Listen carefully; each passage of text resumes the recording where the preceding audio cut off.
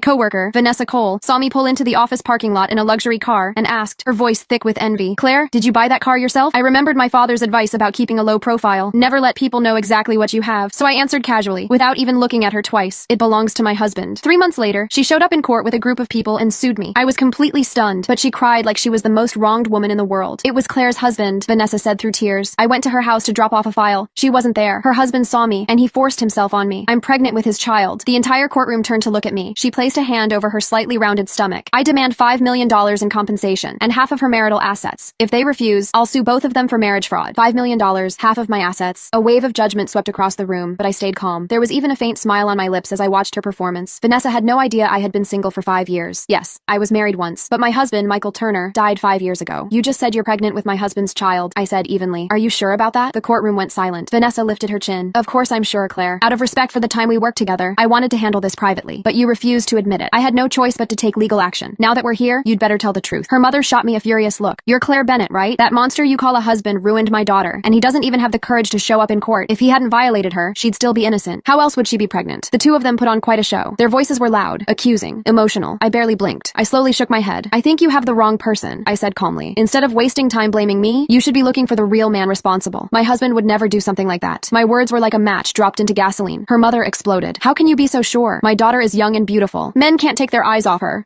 I'm sure your husband isn't some saint. If she hadn't gone to your house to deliver that file, she wouldn't have been attacked." Vanessa began crying harder, holding her stomach. "Because of him, my life is ruined," she sobbed. "I can't get married, and now I'm pregnant. The doctor said if I get an abortion, I might never have children again." She looked at me with red, swollen eyes. "My demands aren't unreasonable. $5 million for emotional damage and a share of your assets. After all, I'm carrying your husband's child. Your family is wealthy. Can't you afford that?" A faint, mocking smile appeared on my lips. "There it is," I said quietly. "The real you." Her face stiffened. "This was always about money, wasn't it?" Her eyes flickered for just a second. "I'm the victim here. Do I not have the right to seek justice?" I leaned back in my chair. "Vanessa, you're more calculating than I thought." Her composure almost cracked, but I wasn't done. "You just said you're pregnant with my husband's child," I repeated calmly. "Say his name." She didn't hesitate. "Michael Turner." The name hung in the air. The room felt suddenly smaller. I folded my hands together and looked straight at her. "Michael Turner," I said slowly, "has been dead for 5 years." Silence fell like a heavy curtain, and for the first time since this circus began, Vanessa looked afraid. For a few